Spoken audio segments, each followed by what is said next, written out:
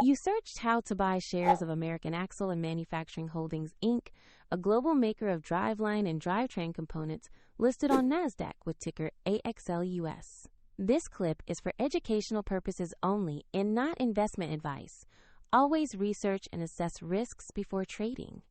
To buy the shares, you need a broker account. We use eToro as a neutral example to show the steps. After registering, you will need to verify your account, usually by uploading an identity document, and add funds to enable purchases.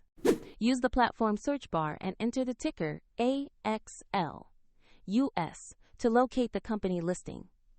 Confirm you select the NASDAQ entry for American Axle and Manufacturing Holdings, Inc. On the asset page, review the basic company information and the price chart to confirm it is the correct stock. Check the ticker, exchange, and a short company summary before proceeding. To invest, click the Investor Trade button, enter the amount you want to buy, then review and confirm the order details before submission.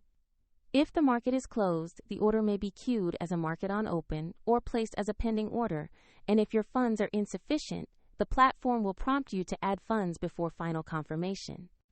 Once executed, your position will appear in your portfolio view where you can monitor it over time. Soft CTA.